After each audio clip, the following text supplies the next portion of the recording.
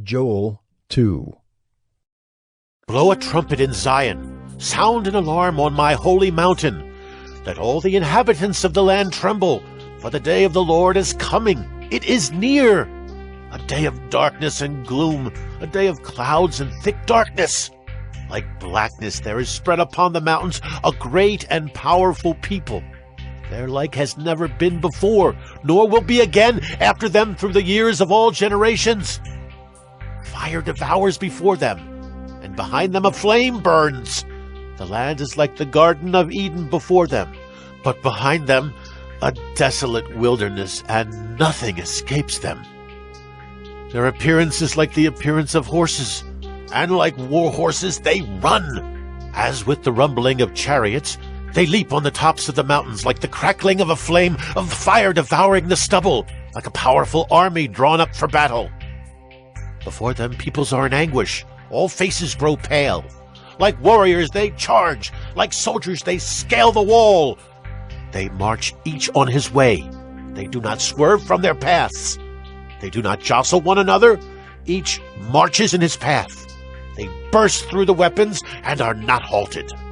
They leap upon the city, they run upon the walls. They climb up into the houses, they enter through the windows like a thief. The earth quakes before them, the heavens tremble. The sun and the moon are darkened, and the stars withdraw their shining. The Lord utters his voice before his army, for his camp is exceedingly great. He who executes his word is powerful. For the day of the Lord is great and very awesome. Who can endure it? Yet even now, declares the Lord, return to me with all your heart, with fasting, with weeping, and with mourning, and rend your hearts and not your garments. Return to the Lord your God, for he is gracious and merciful, slow to anger, and abounding in steadfast love, and he relents over disaster. Who knows whether he will not turn and relent, and leave a blessing behind him, a grain offering and a drink offering for the Lord your God? Blow the trumpet in Zion, consecrate a fast, call a solemn assembly, gather the people, consecrate the congregation, assemble the elders, gather the children, even nursing infants. Let the bridegroom leave his room, and the bride her chamber. Between the vestibule and the altar, let the priests, the ministers of the Lord, weep and say, Spare your people, O Lord, and make not your heritage a reproach, a byword among the nations. Why should they say among the peoples, Where is their God? Then the Lord became jealous for his land and had pity on his people. The Lord answered and said to his people, Behold, I am sending to you grain, wine, and oil, and you will be satisfied, and I will no more make you a reproach among the nations. I will remove the northerner far from you, and drive him into a parched and desolate land, his vanguard into the eastern sea, and his rear guard into the western sea. A stench and foul smell of him will rise, for he has done great things. Fear not, O land. Be glad and rejoice, for the Lord has done great things. Fear not, you beasts of the field, for the pastures of the wilderness are green. The tree bears its fruit, the fig tree and vine give their full yield.